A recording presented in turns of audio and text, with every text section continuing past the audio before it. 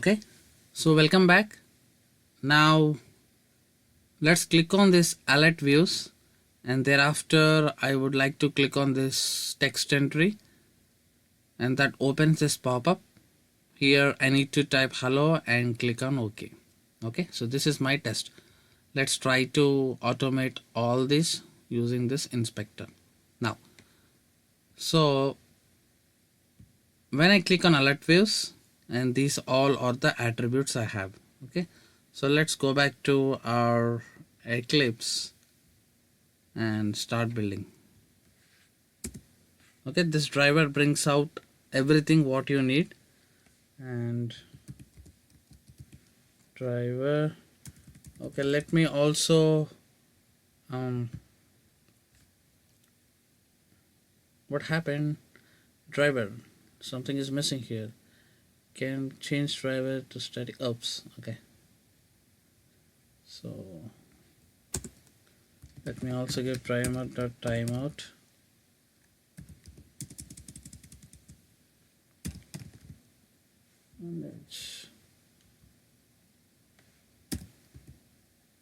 Just for any synchronization issues, I'm giving timeout.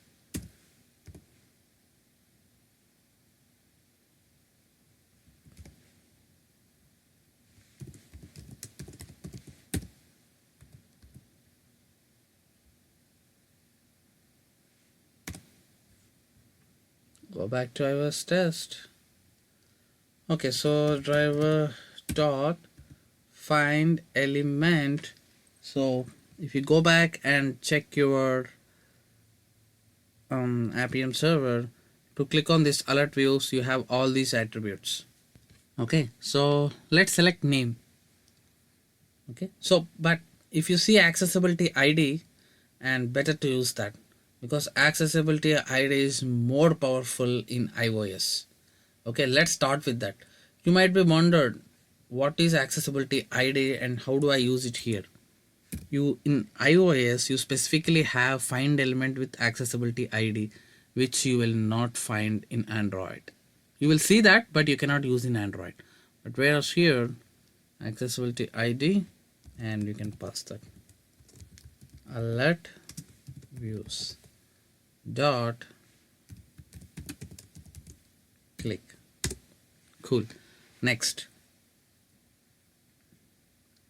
let me go back to simulator. Now I need to click on other, but if you go back to your Appium inspector, you cannot take screenshot, or you can refresh it so that it captures and you will see this page. Just like screenshot, you need to refresh, or without refreshing you can navigate to that page from this tool as well. Okay, so you need to click on this here, right? Select this and tap on it. That's what we are doing, right? If you tap on it, it will automatically goes to this page. Tap again. Yeah, you can actually play around that in this inspector only. You need not go back to simulator, change something and refresh again. You can just play it out here itself. Okay, so let me refresh. I think something went wrong here. Yeah, there is some kind of inconsistency, but we want to accept that because it's a free version and we cannot claim or we cannot ask anyone. We can just raise the logs and they will solve that. Okay, so keep on refreshing. Let me click on back. Yeah, so where is alert views? Alert views and tap. Okay, so here I want to click on text entry. Yeah, for the text entry, these are the objects. So we already tried accessibility ID, right, in our previous step. Let's try another thing. Let's go with xpath. What do you say? How do you write xpath? Because we have an attribute, that is enough, right?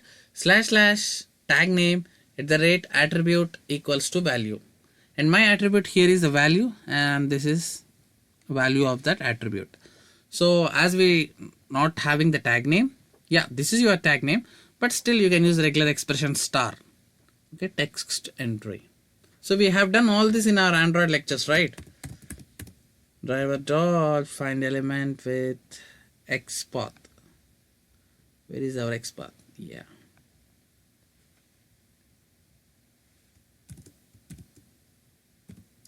Slash slash star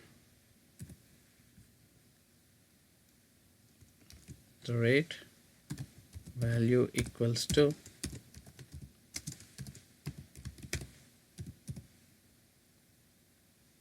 dot click. Okay, cool. So I'll go back to my inspector, and hereafter, so what if I tap on it and then I'll see this pop up, right? I want to enter hello here, and for that let me maximize this so that I'll know where exactly this is lying. Yeah, here it is, the text field. And when I open that, yep, so type xui element text field. So this was the unique. If you see, type text field is not present for any other. Okay, as I said, you can use this type attribute as a class name. In Android and iOS, you can use this tag name as a class name. Okay, that's a logic. That's an axiom or theorem which you need to remember. So as it's a unique one, I'll use this as a class name. Okay, xui element type text field is the class name, because you might be confused what is the class name. You should have an attribute called class, but in Android or iOS you might not see specifically class attribute. Whenever you see something tag like this, you can treat this entire tag as your class. Okay, and in iOS or Android, Appium provides driver.findElement by .class name, right? In that, if you just pass this, it goes and clicks on it. Okay, let's go and use that. If nothing attribute is there, you can just directly go with that, but just make sure that should be unique. Okay, type text field by .class name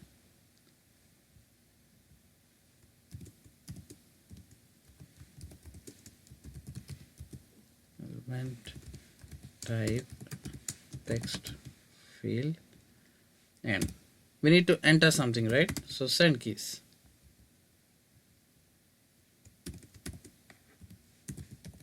Hello. Okay, so what next? Now we need to just select OK, and that wraps up this test. Okay, so you have a lot of things here. It's up to you to select one. Okay, let's go with name this time. Driver.findElement by .name. See, I'm trying out with different locators here. I'm just not sticking to one single locator and explaining the entire lecture. For one step, I'm picking out one specific locator. So with that, you will be having clear idea on how to use all these locators. Okay, so I heard that find element by .name is getting depreciated in the next versions. If it is so, feel free to use accessibility ID.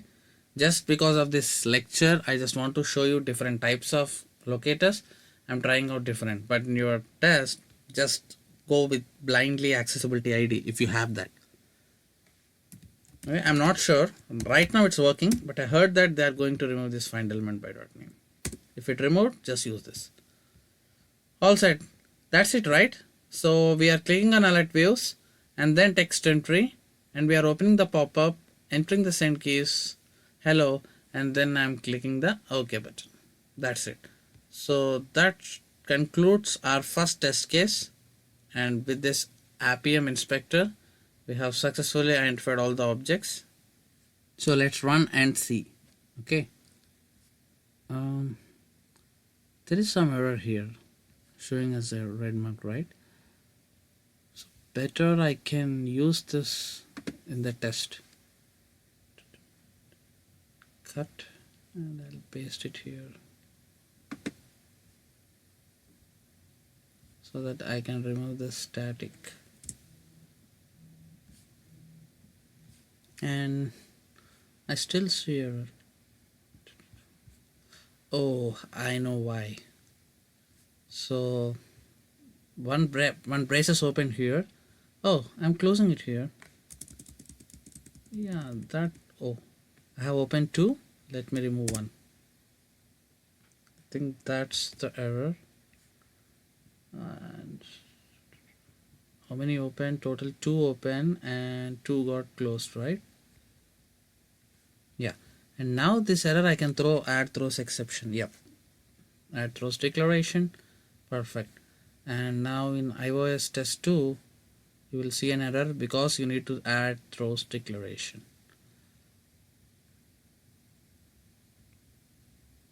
Alright. So now if I run this, it should work. Let's see. It's just closing brace error. Click on OK. And you see that it's trying to open that Android. Sorry. It's trying to open iOS simulator and your logs are here. And now it should click on that alert views and thereafter that specific text field, and then it should write enter the hello in the pop-up and click on OK. Okay, let's see that. Okay, so yep, page is open. It clicked on alert views and it's trying to click on text entry. It might take little time because of some iOS reading of the entire objects. Yep, it clicked on hello, and that's it. It clicked on OK. So your test case is passed with 200 success status. Got it? So that's it. There is nothing different between Android and iOS. That's what I'm saying from the starting lecture. So I think you have clear idea on how to use Appium window tool inspector. Okay, just like for iOS and for Android we use an UI automator viewer, and it's a similar fashion. You can be habituated using this Appium inspector, and it's more UI friendly than that. Okay, and you can actually tap on it, send keys. Okay, you can do all this with this inspector, right? So in the next lecture, let's try to pick one test case of scrolling down. Okay, you are very familiar if you can inspect an object and you can click and send keys, right? So we'll see how to do gestures in iOS, right? Thank you.